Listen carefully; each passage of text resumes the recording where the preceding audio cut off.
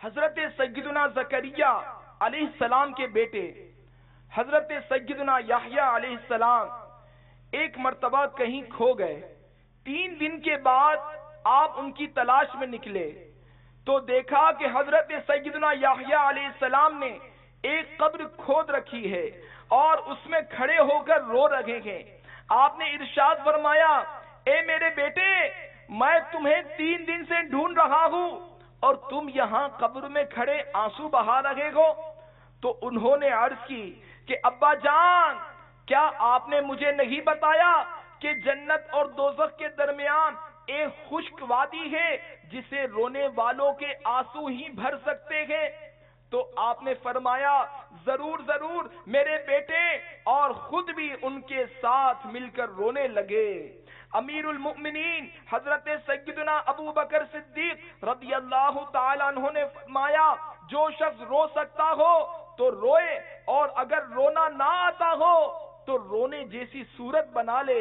امیر المؤمنین حضرت سیدنا علی المرتضی شیر خدا کرم اللہ تعالی وجہہ الکریم نے فرمایا، جب تم میں سے کسی کو رونا آئے تو وہ آنسوؤں کو کپڑے سے صاف نہ کرے بلکہ رخساروں پر بہہ جانے دے کہ وہ اسی حالت میں رب تبارک و تعالی کی بارگاہ میں حاضر ہوگا. کہ جو شخص اللہ عز و جل کے ڈر سے روئے اور اس کے آنسوؤں کا ایک قطرہ بھی زمین پر گر جائے تو آگ اس کو نہ چھوئے گی. اور جس امت میں سے کوئی شخص خوف خدا عز و جل سے روتا ہے، اس امت کو عذاب نہیں ہوتا.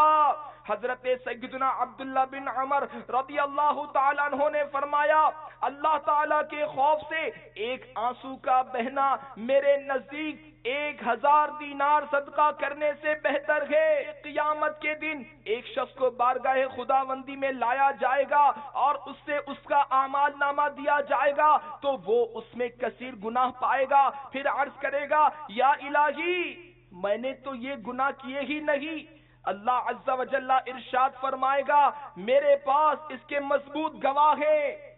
وہ بندہ اپنے دائیں بائیں مڑ کر دیکھے گا لیکن کسی کو گواہ موجود نہ پائے گا اور کہے گا، یا رب، وہ گواہ کہاں ہے؟ تو اللہ تعالیٰ اس کے اعضاء کو گواہی دینے کا حکم دے گا.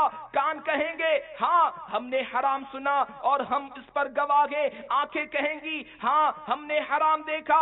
زبان کہے گی، ہاں میں نے حرام بولا تھا. اسی طرح ہاتھ اور پاؤں کہیں گے، ہاں ہم حرام کی طرف بڑھے تھے. وہ بندہ یہ سب سن کر حیران رہ جائے گا. پھر جب اللہ تبارک و تعالیٰ اس کے لیے جہنم میں جانے کا حکم فرما دے گا تو اس شخص کی سیدھی آنکھ کا ایک بال رب تبارک و تعالیٰ سے کچھ عرض کرنے کی اجازت طلب کرے گا اور اجازت ملنے پر عرض کرے گا، یا باری تبارک و تعالیٰ، کیا تو نے یہ نہیں فرمایا تھا کہ میرا جو بندہ اپنی آنکھ کے کسی بال کو میرے خوف میں بہائے جانے والے آنسوؤں میں تر کرے گا میں اس کی بخشش فرما دوں گا؟ اللہ تعالیٰ ارشاد فرمائے گا، کیوں نہیں؟ تو وہ بال عرض کرے گا، میں گواہی دیتا ہوں کہ تیرا یہ گناہگار بندہ تیرے خوف سے رویا تھا جس سے میں بھیگ گیا تھا. یہ سن کر اللہ تبارک و تعالیٰ اس بندے کو جنت میں جانے کا حکم فرما دے گا. ایک منادی پکار کر کہے گا،